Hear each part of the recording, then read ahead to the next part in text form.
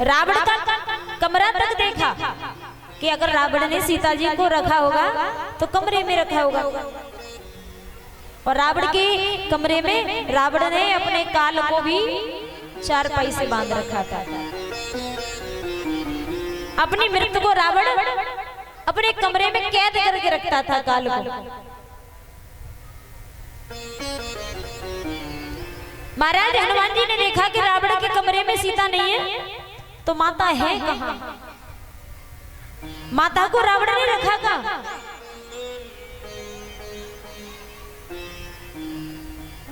रावण सीता को चुरा के जरूर लेके आया, पर लेकिन रावण ने मर्यादा को नहीं लांगा। रावण सीता जी को अशोक वाटिका में धमकाता था, डराता था, और जब रावण सीता के पास जाता था अशोक वाटिका में, तो सीता मैया एक घास के तिनके को आगे कर लिया करती थी। रावण की परछाई तक सीता जी ने अपने ऊपर नहीं पड़ने दी। और वो घास का तिनका क्या था जो सीता उसे आगे कर लिया करती थी। एक बार जब सीता जी का नया नया विवाह होके गया, तो अयोध्या नरेश दशरथ को भोजन लेकर के सीता मैया थाली में परोस के लेके जा रही थी, तो पता नहीं कहीं से वो घास का तिनका थाली के अंदर गिर गया।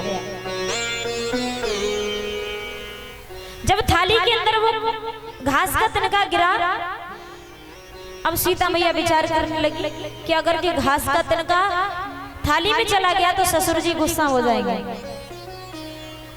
अच्छा एक बात बताइए, आपके आगे भोजन की थाली आ जाए, अगर कहीं से उसमें कचड़ा गिर जाए तो आपको भी क्रोध आएगा, आएगा या नहीं आएगा? तो सीता मैया ने विचार किया कि यदि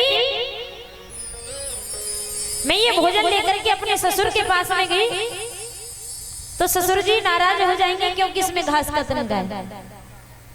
आजकल क्या करते हैं लोग, खाने को जब परोस देते हैं कि मैं नहीं खा रहा, परोसने के बाद में ले जाओ मैं नहीं खा रहा, इससे क्या होता है? इससे क्या होता है सभी लोग बताएं? अन्न देवता का अपमान होता है, भोजन का अपमान होता है। अब सीता मैया विचार करने लगी कि अगर मैं भोजन लौटा के वापस ले गई तो अन्न देवता का अपमान हो जाएगा। तो सीता मैया आदि शक्ति है। क्या है? आदि शक्ति है। सीता मैया ने उस घास के तिनके को उठाया, वहीं की वहीं राख बनाया, जला दिया और आकाश में उड़ा दिया। राजा दशरथ को जब पता पड़ा तो सीता जी से राजा दशरथ ने वचन लिया था कि हे बेटी, आज तुम मुझे वचन दो कि आज के बाद में तुम इतना क्रोध कभी नहीं लेके आओगे,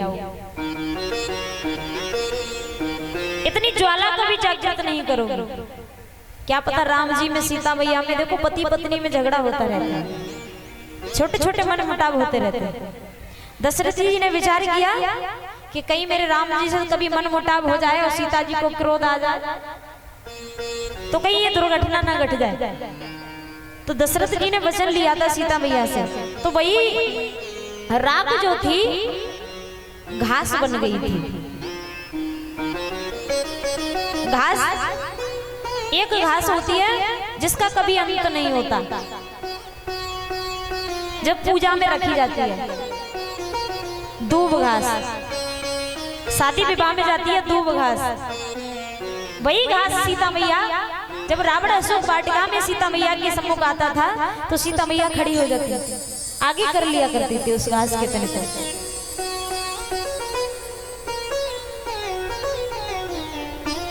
सीता मैया ने रावण की परछाई भी अपने ऊपर नहीं पड़ने दी। तो आजकल क्या करते हैं, आजकल की सीताएं स्वयं रावण के साथ में चली जाती हैं। समझने वाली बात है। पहले त्रेता में एक ही सीता थी और एक ही रावण था। जो सीता जी का हरण करके ले गया। आजकल कलयुग में पता नहीं कितनी सीता है और कितने रावणे, पता ही नहीं पड़ता कि कब सीता जा रही है।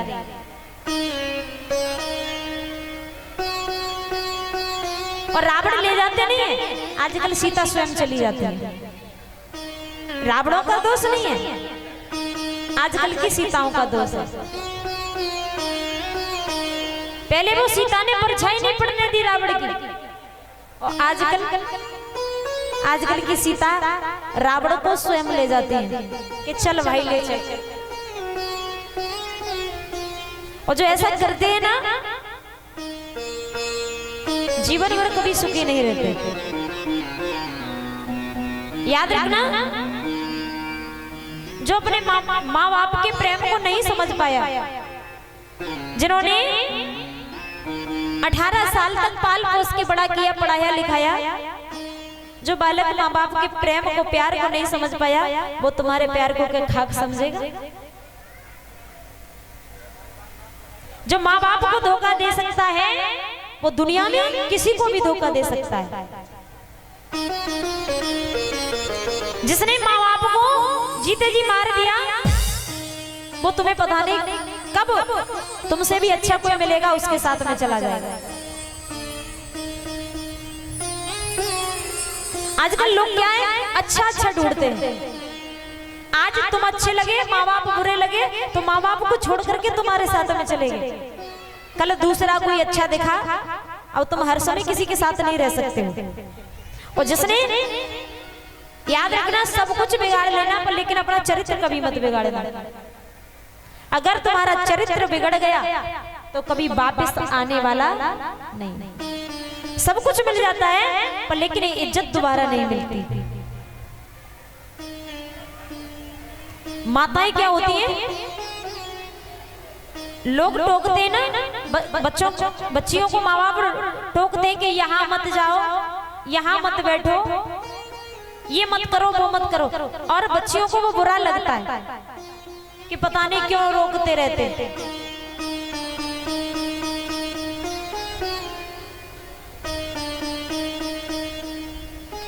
एक बात बता भैया,